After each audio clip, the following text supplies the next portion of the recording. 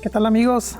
Sean ustedes bienvenidos a una emisión más de su programa Toma Cine, donde como siempre hablamos de temas relevantes del séptimo arte y esperando que sea de su completo agrado. Muchas gracias por acompañarnos. En esta ocasión vamos a hablar de cine vanguardista, es decir, el cine aquel que se adelanta a las condiciones actuales de su surgimiento y que cambia de manera definitiva la forma de hacer cine y de entender el cine también. Las vanguardias europeas se puede decir que surgen más o menos en la década de los 20 del siglo pasado, del siglo XX, y son básicamente vanguardias europeas las que surgen, siendo el cine mudo el contexto de este surgimiento. Básicamente son 4 vanguardias cinematográficas muy influyentes y las comentamos en este programa y en esta ocasión porque sentaron las bases para que el cine moderno y actual retomara una forma narrativa diferente, un discurso distintivo. Son recursos visuales, narrativos que se siguen utilizando hasta nuestros días.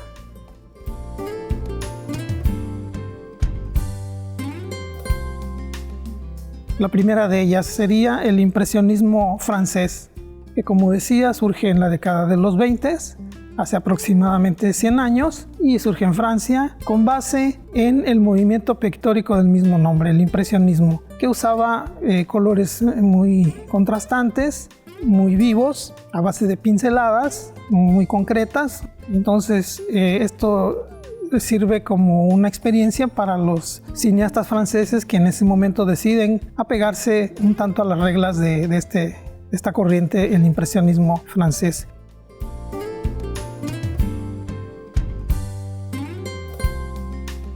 ¿Cuáles eran las características de este movimiento del impresionismo francés? Pues era el manejo de los reflejos de la luz, sobre todo en superficies que daban cierto brillo, cierto contraste, como son los lagos, como son las hojas de los árboles, ¿sí? Y también los momentos precisos en que la imagen daba alguna sugerencia y alguna significación. Había también desenfoques, había sobreimpresiones, que ya se manejaban desde principios del siglo con Georges Méliès, otro cineasta francés que convirtió el cine en fantasía y en arte. Bueno, esas sobreimpresiones también se utilizaban mucho en el impresionismo de Francia. Lo que buscaba también era cierto tipo de encuadres y angulaciones que hacían ver a los objetos y a las personas de una manera determinada, es decir, buscando su fotogenia, buscando su mejor ángulo.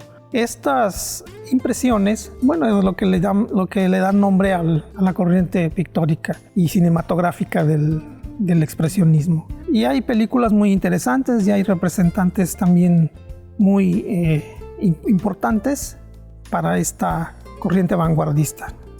Uno de ellos es Abel Gance, que hace la película Napoleón, que es una película impresionante, donde utiliza 3 cámaras para grabar una misma escena, porque quería lograr que la proyección se presentara en una pantalla gigante, en una pantalla larga. Él ya pensaba en una pantalla extendida como se maneja hoy en día. Entonces, por eso se llaman vanguardias, porque se adelantan a su tiempo. Napoleón es esa película en la que se intenta lograr esta proyección. Además, mueve la cámara de manera muy sistemática, muy artística. Hace travelings en esta película, el director Abel Gance, y demuestra que la movilidad de la cámara también es importante. La sube a un caballo, la mete al agua, es decir, es una película que habla además pues, de las andanzas del emperador Napoleón. Otro representante del impresionismo es René Clair, que también utiliza recursos similares, por eso se encuadra dentro de la misma corriente. Su máxima obra es El sombrero de paja italiano, del mismo año, 1927. Con ella logra también dar efectos visuales muy significativos, muy poéticos. Si algo lograba el impresionismo, era poesía visual. He ahí la importancia de esta película. ¿En quién ha influido actualmente el impresionismo? Pues en directores recientes como Terrence Malick, que también tiene películas donde logra esa poesía impresionante. Por ejemplo, en la película La delgada línea roja, que es una película de guerra, ahí podemos ver la influencia del impresionismo en un director actual.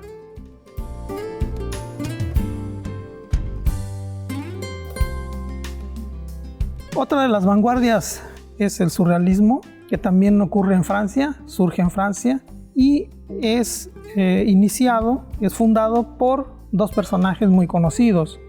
Uno de ellos, el pintor Salvador Dalí, que se especializaba o estilizó su obra con base en el surrealismo, es decir, en imágenes fuera de toda lógica, fuera de toda conexión hilada mediante una secuencia natural y lógica. Entonces es importante este pintor porque trabajó en conjunto con su gran amigo, célebre director Luis Buñuel, español, quienes entonces pues estaban experimentando con tomas surrealistas. Y es así como ambos crean el movimiento surrealista en el cine.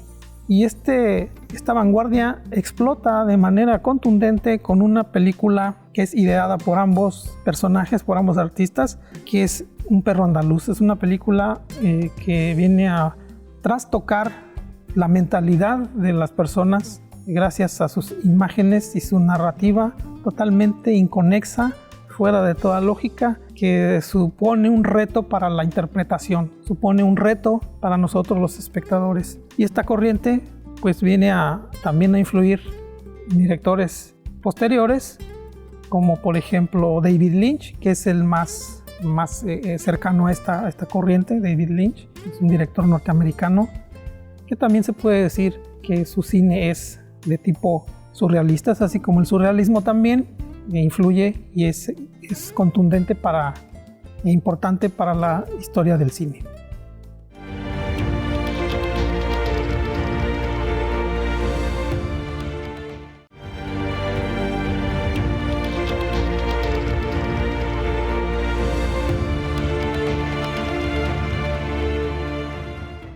Otra vanguardia europea también muy influyente fue el llamado cine soviético, que no tenía un nombre como los otros dos que vimos, que acabamos de comentar, impresionismo y surrealismo. Simplemente se le conocía como el cine soviético, que se especializaba básicamente en el montaje, teniendo como movimiento paralelo la obra de David Ward Griffith, el norteamericano, que explotó el montaje de una manera muy eficiente, que cambió la historia del cine en ese sentido, en cómo editar la película, dándole una significación mucho más contundente y mucho más fluida para que el espectador entendiera la visualización de las imágenes. Solo que el cine soviético cambió las cosas. Se especializó en el montaje igualmente fluido, pero lo que hicieron los cineastas de la corriente del cine soviético fue hacer montaje intelectual, a diferencia del de Griffith, que era montaje emocional. El montaje intelectual era yuxtaponer imágenes con la finalidad de crear ideas, no emociones, sino ideas. Es decir, si ponen un cadáver y después otra imagen con un río, eso pudiera significar alguna cosa, una tercera idea. ¿Qué idea? Bueno, la que el público pudiera descifrar o definir gracias a su apreciación. Los representantes más importantes de este cine soviético fueron Dziga Vertov, que creó un documental que se llama El hombre de la cámara, donde sale a las calles allá en Rusia, en Moscú, y capta la realidad de una manera muy distinta, es decir, con un método artístico, narrativo distinto, y que lo convierte esta película en una obra maestra. Igualmente tenemos al que quizás sea el mayor representante de esta corriente, que es Sergei Eisenstein. Tiene obras igualmente notables, históricas, y su máxima obra es El acorazado Potemkin, que es la historia de un barco de guerra en el cual los marinos se rebelan ante sus superiores para iniciar así o mantenerse en la línea de la revolución rusa. Era un cine al servicio de la revolución, precisamente porque exaltaba cualidades del pueblo soviético, del pueblo ruso, y en este caso pues la rebelión ante el poder de los zares. Y también se dice que es la cuna del comunismo en cuanto al arte cinematográfico, en el cine, no necesariamente en todas las artes, solamente en el cine. Y pues el montaje intelectual igual se usa en cualquier película que veamos hoy en día, que pueda generar significaciones distintas, muy interesantes. Es experimentado hasta cierto punto el montaje intelectual, pero es muy eficaz, pero hay que ponerle mucha atención.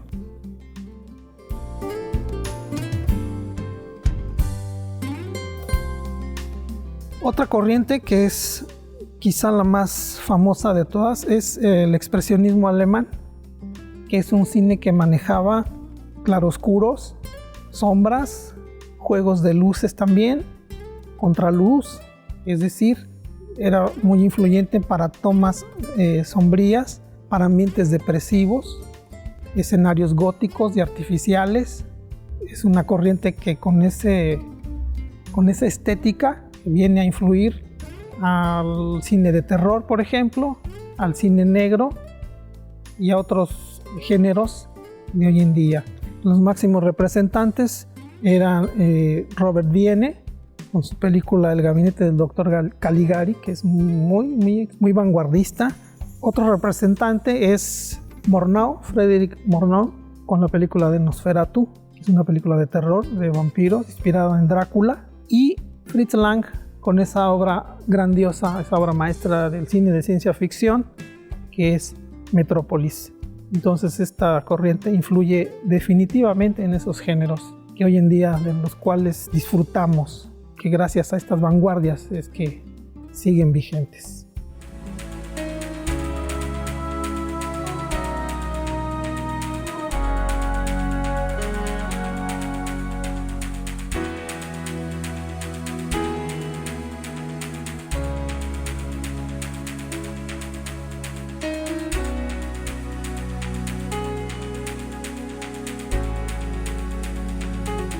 Los hermanos Coen son unos cineastas estadounidenses conocidos por sus elegantes películas que combinan elementos de comedia y drama. Trabajan juntos escribiendo, produciendo, dirigiendo y montando sus filmes. Y es por ello que son reconocidos en el mundo del cine.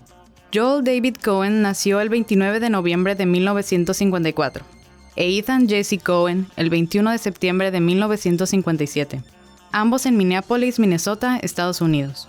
Fueron hijos de padres profesores y disfrutaron de una infancia feliz en el suburbio de St. Louis Park.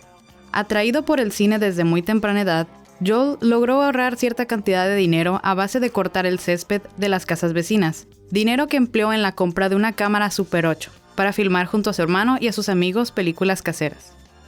Joel e Ethan pasaban tiempo libre adaptando argumentos extraídos de las series de televisión. En estas versiones, a menudo concebidas en formato mediometraje, donde colaboraban sus amigos del barrio. Joel entró en la Escuela de Cine de la Universidad de Nueva York y tras graduarse, trabajó como editor asistente en películas de terror de bajo presupuesto. Por su parte, Ethan estudió filosofía en la Universidad de Princeton y después de graduarse, se unió a su hermano en la ciudad de Nueva York, comenzando a escribir guiones para productores independientes. Sus inicios cinematográficos fueron por el año de 1980. Joel trabajaba en ese entonces como asistente de montaje e Ethan como guionista en la serie policíaca Cagney and Lacey.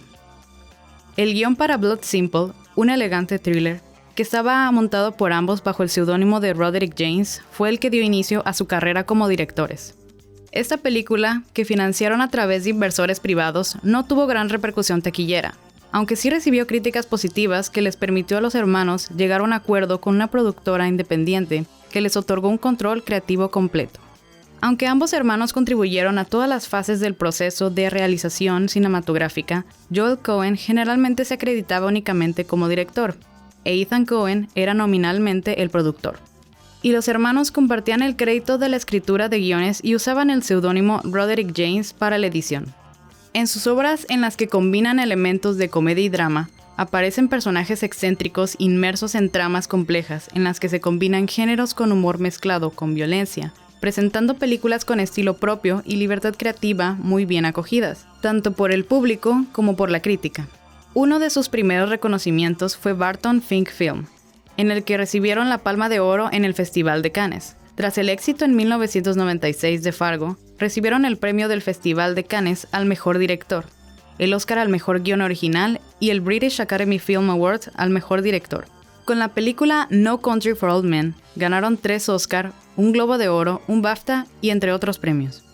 En 2010, los hermanos filmaron una adaptación de la novela occidental de Charles Portis, True Grit, con Jeff Bridges como Rooster Cogburn. La película obtuvo 10 nominaciones al Oscar, incluyendo Mejor Película, Mejor Director y Mejor Guión Adaptado. Los hermanos Coen, además de producir sus propias películas, trabajaban como productores y guionistas de otros directores. Al día de hoy, continúan rodando y demostrando su versatilidad y estableciendo una buena reputación en el mundo del cine.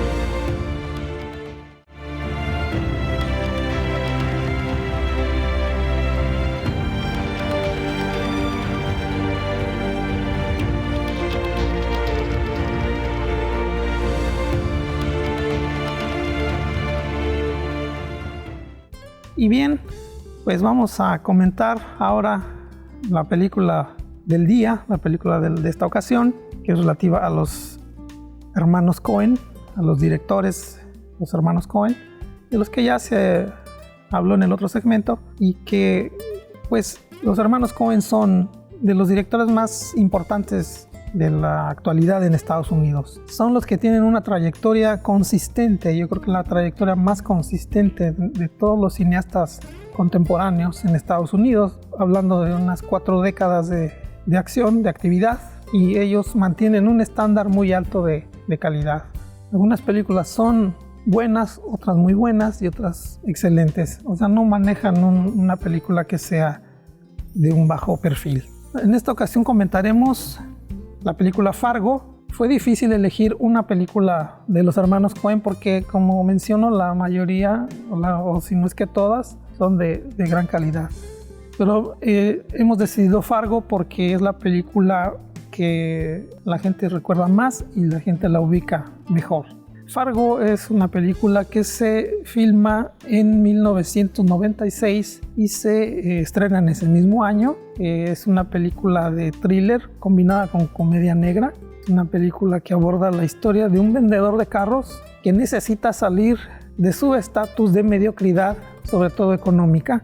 Este vendedor urde un plan para secuestrar a su propia esposa y pedir un rescate millonario a su suegro, que es pues precisamente muy rico. Contrata a unos matones, a unos delincuentes de poca monta para secuestrar a su mujer, y sí lo logran, pero las cosas se van complicando porque el suegro se resiste a entregar el dinero a su yerno. Así que las situaciones se van presentando en la película de manera chusca, pero también con elementos trágicos. El suegro decide no cooperar, sino hacerse cargo él del rescate de su propia hija y va a buscar a los delincuentes. Esta historia se desarrolla entre Fargo, que es un poblado de Dakota del Norte, de ahí el nombre de la película. Después se traslada a lo que es la ciudad de Minneapolis, en Minnesota. Es donde se lleva a cabo el secuestro y donde se lleva a cabo el intento de rescate de la esposa del vendedor de carros. El conflicto, pues como lo acabo de mencionar, se agrava y ocurren algunos eventos que no esperaba el protagonista principal, que es Jerry Lundegaard, personificado por el actor William H. Macy. En Minnesota, como podemos imaginar, siempre hay nieve, o casi siempre hay nieve. El panorama es blanco, es difícil filmar en esas condiciones. Sin embargo, los hermanos Coen logran una estética muy, muy interesante gracias a los encuadres, a las perspectivas, a la profundidad de campo, utilizando objetos mínimos entre la blancura de la nieve, usando también la sangre y otros elementos. Es muy difícil captar eso en fotografía porque el color blanco, en aquel entonces que todavía se usaba película, celuloide, tendía a ser muy quemante, muy ofensiva también a la mirada, pero los Coen logran una estética impresionante en esta película.